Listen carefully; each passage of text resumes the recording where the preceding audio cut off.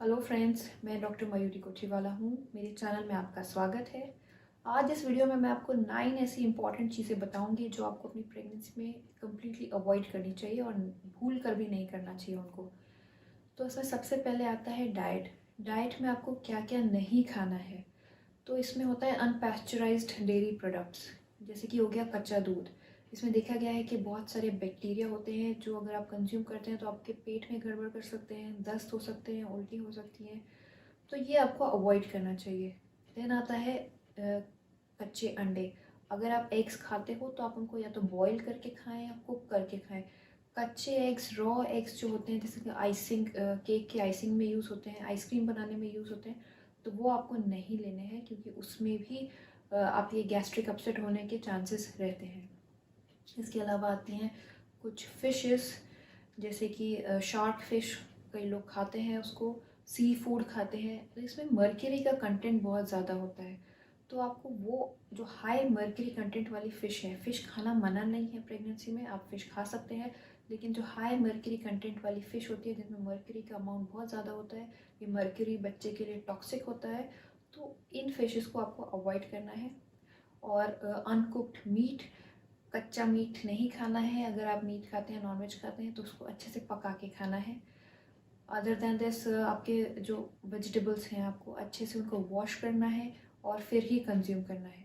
तो ये मोटे तौर पे आपको जो भी कच्ची चीज़ें हैं वो उसमें काफ़ी सारे बैक्टीरिया होते हैं, कुछ टाइप के पैरासाइट्स भी होते हैं, तो वो आपको अवॉइड करनी है। उससे बहुत ख़तरनाक से ख़तरनाक बीमारियां भी देखी गई हैं। आपको दौरे भी पड़ सकते हैं मिर्गी के, आपके बच्चे में ग्रोथ प्रॉब्लम्स हो सकती हैं। तो ये सब आपको अवॉइड करनी है। और इसमें डिटेल में अगर आप देखना चाहते हैं तो मेरा एक अलग से वीडियो है कि आपको प्रेगनेंसी में क्या अवॉइड करना है। दूसरी इंपॉर्टेंट चीज़ है कि आपको लंबे टाइम तक खड़े नहीं रहना है या फिर बैठे भी नहीं रहना है। अगर आपका जॉब ऐसा है कि आपको लंबे टाइम तक पैर लटका के बैठे रहना पड़ता है या खड़े रहना पड़ता है, तो आप अपने काम से हर 1 से 1.5 घंटे में 5 से 10 मिनट का ब्रेक लेके घूम के आइए। कि इससे क्या होता है कि आपके जो पैरों में जो ब्लड इकट्ठा हो जाता है, पूल हो जाता है, उसको वापस ऊपर पुश करने में बॉडी को हेल्प होती है। नॉर्मली प्रेगनेंसी में जैसे जैसे प्रेगनेंसी एडवांस होती है, बच्चा बड़ा होता है, तो वो नसों पे वज़न डालता है, जिसके चलते पैरों का जो ब्लड है वो ऊपर हार्ट में पुश नहीं हो पाता और पैरों में ही इकट्ठा रहने लगता है, जिसके चलते आपको स्वेलिंग दिख सकती है पैरों में और पैरों की नसें फूल सकती हैं, उसकी स्किन खराब होने लगती है। तो इसको अवॉइड करने के लिए आप अपने काम से हर 1 से 1.5 घंटे में 5 से 10 मिनट का ब्रेक लीजिए। अगर आपके बैठे रहने का काम है तो आप उसमें नीचे पैरों के नीचे सपोर्ट रख सकते हैं, एक स्टूल लगा के बैठ सकते हैं, या फिर आपको लेटने का टाइम मिलता है अगर दोपहर में या रात को, तो आप उसके पैरों के नीचे 1 या 2 तकिए लगा के उनको एलिवेट कर सकते हैं, ऊंचाई पे रख सकते हैं, ताकि जो भी ब्लड इकट्ठा हुआ है उसमें पूल हुआ है वो वापस से ऊपर की तरफ पुश हो जाए। मेरी तीसरी इंपॉर्टेंट एडवाइस ये है कि अगर आप हाई हील्स पहनते हैं तो आप उनको बंद कर दीजिए। प्रेगनेंसी में जितना हो सके आप फ्लैट चप्पल और सॉफ्ट सोल वाली चप्पल ही पहने, क्योंकि प्रेगनेंसी में जो सेंटर ऑफ ग्रेविटी है वो चेंज हो जाता है, वो शिफ्ट हो जाता है। जैसे आपका बेबी पम्प दिखने लगता है तो आपका सेंटर ऑफ ग्रेविटी आगे की तरफ हो जाता है। तो इसमें इसके चलते अगर आप हाई हील्स पहनते हैं तो आपका बैलेंस बिगड़ने के और गिरने के चांसेस बढ़ जाते हैं। मेरी फोर्थ एडवाइस ये है कि आप बिना डॉक्टर को बताए, बिना उनकी एडवाइस लिए कोई भी मेडिकेशन ना लें, अपने आप से कोई भी दवाई ना लें, क्योंकि सारी दवाइयाँ प्रेगनेंसी के लिए सेफ़ नहीं होती, बच्चे को नुकसान कर सकती हैं। यहाँ तक कि सिंपल से सिंपल आप जो पेन किलर लेते हैं, सर दर्द, पैरों में दर्द, पीठ दर्द के लिए आप कोई भी अगर पेन किलर लेते हैं तो वो बच्चे को नुकसान कर सकता है, खतरनाक से खतरनाक बीमारी कर सकता है, जैसे कि हार्ट डिजीज़ तक भी कॉज कर सकता है। तो अगर आपको प्रेगनेंसी में पेन किलर लेना है तो आप सिंपल पैरासीटामोल, डोलो 650 या फिर क्रोसिन नाम से जो आते हैं वो ले सकते हैं, वो सेफ़ रहते हैं। इसके अलावा कोई भी दूसरा पेन किलर ना लें। और दूसरी अन्य बीमारियों के लिए अगर आपको कुछ और प्रॉब्लम है तो प्लीज़ डॉक्टर से कंसल्ट करके ही मेडिसिन लें। वो आपको आपके प्रेगनेंसी के हिसाब से जो भी बेस्ट होगा वो दवाई देंगे। मेरी अगली एडवाइस ये है कि अगर आप ड्रिंकिंग करते हैं, अगर आप अल्कोहल लेते हैं, चाहे वो किसी भी फॉर्म में हो, कितनी भी क्वांटिटी में हो, तो आप उसको बंद कर दीजिए। जब भी आप प्रेगनेंसी प्लान करते हो आपको अल्कोहल कंजम्पशन बंद करना चाहिए, क्योंकि ये जो गर्भवती महिलाएं होती हैं उनमें देखा गया है कि अगर वो अल्कोहल ड्रिंकिंग करती हैं तो बच्चे में ग्रोथ प्रॉब्लम्स हो सकती हैं, डेवलपमेंटल डिलेज हो सकते हैं, और प्री टर्म डिलीवरीज भी देखी गई हैं, मिसकैरेजेस भी देखे गए हैं, और फीटल अल्कोहल सिंड्रोम नाम से एक बहुत ख़तरनाक प्रॉब्लम होती है जिसमें बच्चे में बहुत सारी बनावटी खराबियां हो जाती हैं, ये तक भी देखा गया है। तो आपके लिए बेटर यही है कि अगर आप प्रेगनेंसी प्लान कर रहे हैं तो आपको ये बंद कर देना चाहिए। इवन अगर आप प्रेग्नेंट हैं और ले रहे हो तो भी आप इसको बंद कर दो।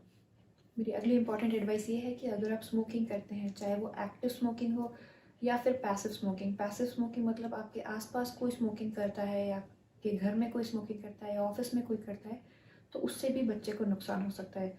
जो भी आप स्मोक करते हैं, एक्टिव या पैसिव, वो धुआं आपके लंग्स में जाता है और अल्टीमेटली ब्लड के थ्रू बच्चे को जाता है। तो उससे बच्चे में नुकसान हो सकता है, उसकी डेवलपमेंट में, ग्रोथ में, यहाँ तक कि मिसकैरेज, प्री टर्म लेबर, ये सारे कॉम्प्लिकेशंस भी देखे गए हैं। तो आप बेटर यही है कि आप खुद भी स्मोकिंग बंद कीजिए, और अगर आपके आसपास भी कोई स्मोक करता है तो उनसे दूरी बना के रखिए। तो मेरी 7th इम्पॉर्टेंट एडवाइस ये है कि अगर आप कैफ़ीन ज़्यादा लेते हैं, यानी कि चाय या कॉफ़ी का कंजम्पशन बहुत ज़्यादा करते हैं, तो आप उसको लिमिट कर दीजिए, या तो बंद कर दीजिए या लिमिट कर दीजिए। लिमिट में 2 कप पर डे से ज़्यादा आपको नहीं लेना है, ये आपकी अपर लिमिट है, इससे ज़्यादा आपको नहीं लेना है। हल्की फुल्की मात्रा में कैफ़ीन बच्चे को फ़ायदा करती है, लेकिन ज़्यादा मात्रा में अगर ली जाए, यानी कि अगर 2 कप से ज़्यादा अगर उसको लिया जाए तो बच्चे में प्रॉब्लम्स देखी गई हैं। तो इसलिए ज़्यादा आपको कंज्यूम नहीं करना है। अगर आप चाय और कॉफ़ी का इस्तेमाल ज़्यादा करते हो तो आप उसको लिमिट कर दो। मेरी 8th इम्पॉर्टेंट एडवाइस ये है कि अगर आपके घर में कोई पेट है, कोई पालतू जानवर है, स्पेशली अगर कैट है, तो आप उसके फीकस, उसके लिटर से दूर रहिए, या तो आपके घर में कोई और उसको साफ़ करे, या फिर अगर आपको ही करना पड़ता है तो आप भी ग्लव्स पहन के करिए, डायरेक्टली उसके कॉन्टैक्ट में नहीं आइए। क्योंकि कैट के जो लिटर है उसमें देखा गया है कि टॉक्सोप्लाज्मा नाम का एक इन्फेक्शन होता है जो कि बच्चे में congenital infections, congenital anomalies cause कर सकता है। तो आप उसको अवॉइड करिए। कैट के साथ या आपके पेट के साथ आप खेल सकते हैं, उसमें मना नहीं है, लेकिन उनकी जो गंदगी होती है, लिटर होता है, आपको उसको अवॉइड करना है। मेरी लास्ट एडवाइस ये है कि आपको हॉट टब बाथ अवॉइड करने हैं। आपको एकदम गर्म पानी में, उबलते हुए पानी में बाथ नहीं करना है। अगर आपको टब बाथ लेना है तो आप हल्के गुनगुने पानी से करिए। बहुत बार ये होता है कि प्रेगनेंसी में पूरी बॉडी में पेन होता है, कभी पैरों में होता है, कभी पीठ में होता है, तो उससे आराम पाने के लिए महिलाएं जो हैं वो गर्म पानी का, बहुत गर्म पानी का इस्तेमाल करती हैं। तो वो आपको नहीं करना है, आपको हल्के गुनगुने पानी से टब में नहाना है, क्योंकि बच्चे में और आप में दोनों के लिए ये प्रॉब्लम क्रिएट कर सकता है। तो फ्रेंड्स, उम्मीद है कि ये वीडियो आपको पसंद आया होगा, आपके किसी काम का रहा होगा। अगर आप इनमें से कोई भी चीज़ कर रहे हैं जो कि गलत है तो आप उसको अवॉइड करिए, क्योंकि छोटी छोटी चीज़ें, छोटे छोटे चेंजेस भी बहुत बड़ा चेंज लेके आ सकती हैं, अपनी प्रेगनेंसी के लिए बहुत इंपॉर्टेंट साबित हो सकती हैं। तो अगर आप इनमें से कोई भी गलती कर रहे हैं तो आप उसको प्लीज़ अवॉइड कीजिए। Thank you.